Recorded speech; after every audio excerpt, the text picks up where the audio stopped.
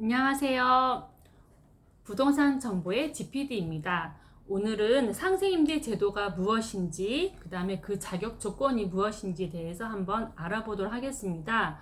우리가 입지가 좋은 곳에 갭 투자로 매수를 하여 실제 거주하지 않고, 그 다음에 임대차로 안정적인 전세나 월세로 수익을 확보하고, 추후에 주택가격 상승 효과와 시세 차익을 볼 수 있어서 많은 분들이 투자로 하는 게 바로 갭 투자입니다.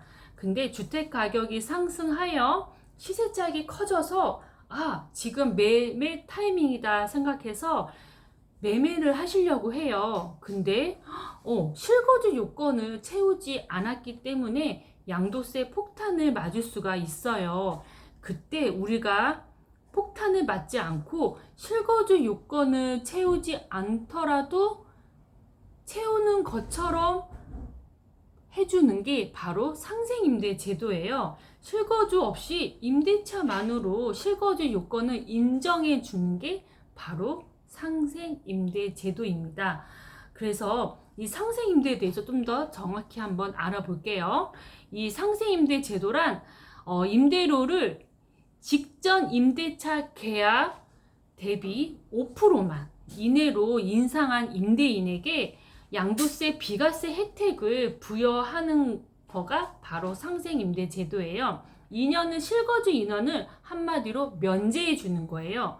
많은 분들이 이 제도를 몰라서 양도세 폭탄을 당장 매매하고 싶은데 실거주 요건은 안 채웠어. 그럼 양도세가 많이 나오겠지? 하면서 어쩔 수 없이 실거주 요건을 채우기 위해서 입주를 하려고 하시는 분이 상당히 많이 계셨어요, 현장에서. 그래서 우리가 이러지 않고도 실거주 요건 채우지 않고도 할 수 있는 게 임대차만으로 할 수 있는 게 바로 상생임대 제도인데, 기본 계약을 2년으로 보고 임차인이 갱신권을 사용하여 4년을 정도 산다고 하였을 때 5% 이내만 올렸다는 걸 증명을 하면 바로 계약서가 증명이겠죠.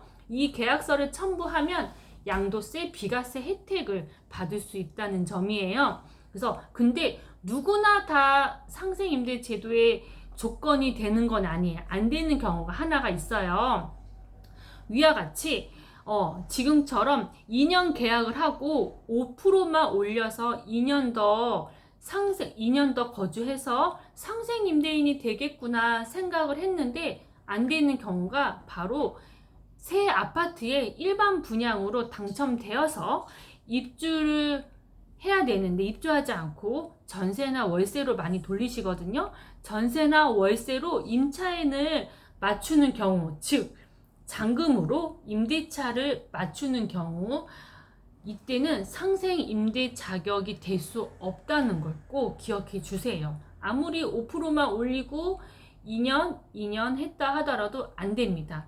잔금일과 임차일이 동일하면 안 된다는 거예요. 그래서 상생임대 자격이 안 됩니다.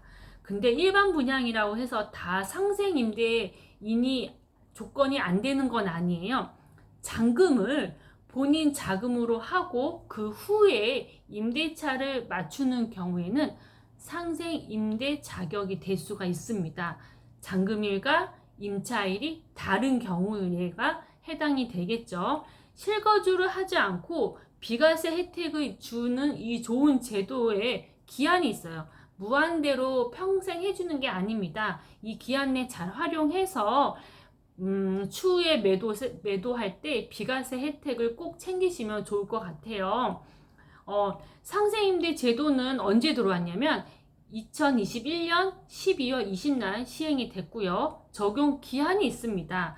2026년 12월 31일까지 연장을 해놨어요. 그래서 상생임대 계약 체결 기간이 있습니다. 이 기간 안에 들어와야지 자격 조건이 되겠죠. 2021년 12월 20날부터 2026년 12월 31일까지니까 꼭 기억해 주세요. 상생임대인 인정 요건이 있어요. 인정 요건은 직전 임대차 계약이 꼭 존재해야 돼요. 최소 임대 기간이 1년 6개월 이상이 지속돼야 됩니다. 1년하고 끝나면 안 됩니다. 1년 6개월 이상 지속돼야 되고, 예를 들어 현재 임차인이 2년 거주하고 이번 달에 5% 올려서 더 거주할 경우 상생 임대인이 인정이 됩니다. 5% 갱신권 사용도 계약으로 인정이 됩니다. 꼭 상생 임대인으로 5%가 아니라 그냥 평소 계약 갱신권, 우리 임대차 5% 올리죠. 갱신권도 인정이 된다는 거 기억해 주시고요.